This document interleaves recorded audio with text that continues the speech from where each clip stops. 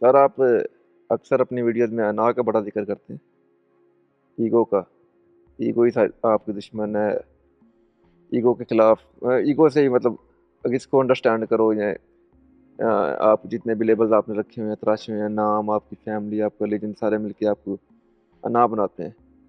Videos पे भी सवाल आया था एक कि हम जानते हैं ये हमारा सबसे बड़ा दुश्मन है, अगर हम जाएं तो कहाँ जाएं, करें तो क्या करें।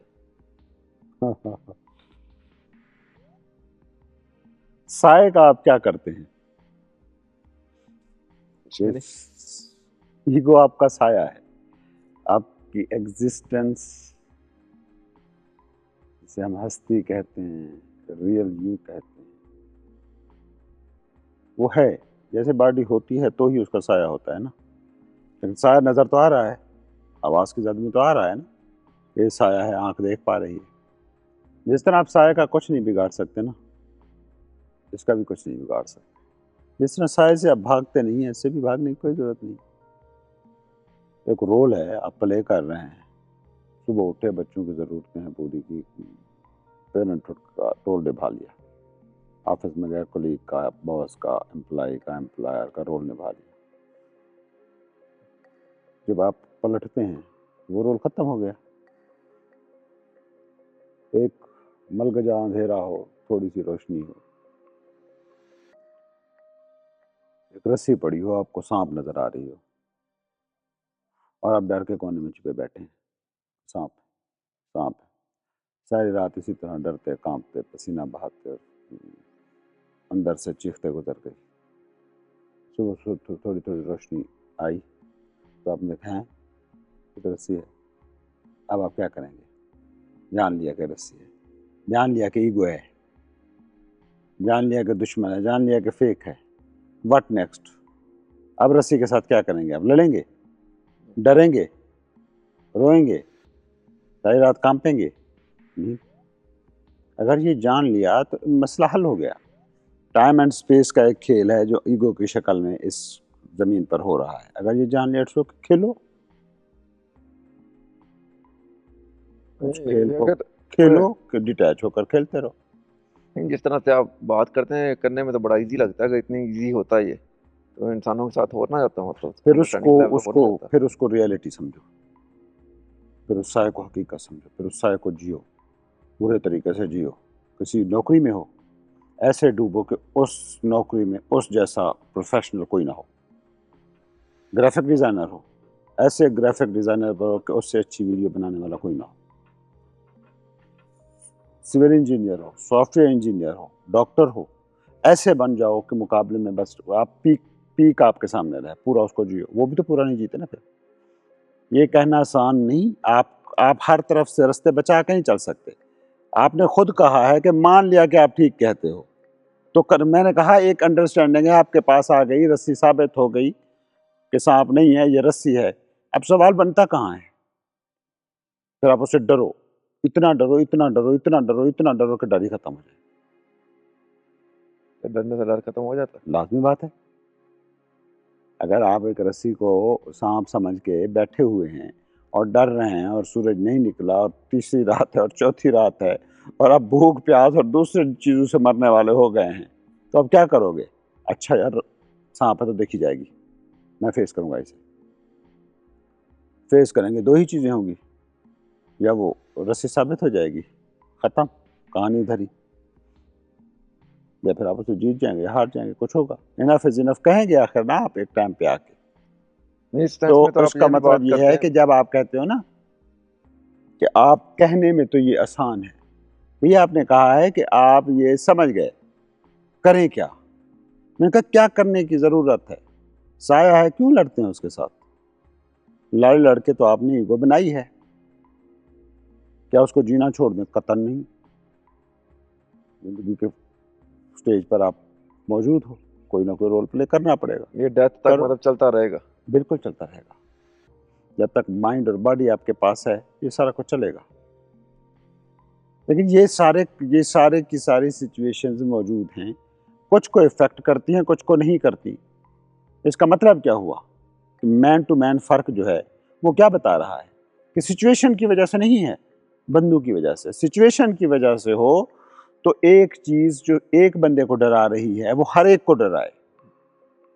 लेकिन अगर 10 डर रहे हैं, 2 नहीं डर रहे, इससे क्या साबित हुआ कि उन 10 और 2 लोगों के साथ मसला है, या उन 10 और 2 लोगों की जो स्टेट है उसमें कोई फर्क आया हुआ है।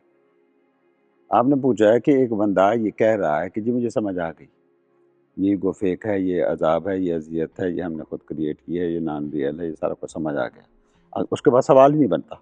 अब नॉन रियल चीज़ है, आप मुझे कह रहे हो कि मैं इसे रियल समझता हूँ, तो मैं अब कैसे बचूं इसके साथ, इससे कैसे बचूं? तुम कह रहे हो कि नॉन रियल है, लेकिन तुम्हारी वो रियलिटी है, तुम्हारा मानना ये है। मैं कहता हूँ एक बंदा सोया हुआ है, मैं जाऊंगा पानी का गिलास उसके ऊपर डालूंगा, वो जाग गया। एक बंदा सोया हुआ बना हुआ है, उसने ना उठने का फैसला किया हुआ है, आप वो कह रहे हैं। तो आप कह रहे हैं कि ये हम लोग ड्रामा कर रहे हैं एक्चुअल में सोने का? जो ये सवाल कर रहा है वो तो ड्रामा कर रहा है ना। जो ये सवाल कर रहा है ना, जी मान लिया, समझ गए, समझ आती है आपकी बात, ये जान लिया कि ईगो फेक है, फॉल्स सेल्फ है, हमने खुद बनाई है, हमने खुद एक चीज़ को खेल खेल में तराशा है, और वो खेल खेल में तराशी गई चीज़ जो है हमारे लिए अब अजियत बन गई है, हम ये जानते हैं बस। और वो अगर अब ये कह रहा है कि उसमें से सिचुएशन उसी दुनिया की सिचुएशन सामने रख रहा है जिस दुनिया को वो फेक कह रहा है। ईगो एक वर्ड को आप कह रहे हो अनरियल है, ड्रामा है। अगर वो अब उन सिचुएशंस को कह रहा है, तो वो ड्रामे के बारे में, ड्रामे की चीज़ों के बारे में संजीदा सवाल कर रहा है, तो वो ड्रामेबाजी ही कर रहा है। और क्या कहोगे आप? मैं नहीं कहता, आप बताओ आप क्या कहोगे? आप एक ड्रामा बैठे देख रहे हो, उस ड्रामे में जो सिचुएशन है उसको रियल मान रहे हो, रियल समझ के डिबेट कर रहे हो, रियल समझ के उस पर बात कर रहे हो, रियली उसके गम को फील कर रहे हो, रियली उसकी खुशियों पे नाच रहे हो, तो आप क्या कर रहे हो? वही ड्रामाबाजी। तो उस सेंस में यस, अगर आप ये सवाल कर रहे हो इस बैकग्राउंड के साथ, या तो आप कहो ना ये रियलिटी है, मुझे सवाल फिर यूँ होना चाहिए कि आप लाख कहें कि टाइम एंड स्पेस में अना का जो खेल चल रहा है ना, ये ड्रामेबाजी, हमें ड्रामेबाजी नहीं लगता, हमें ये टच करता है, ये आंसू लाता है,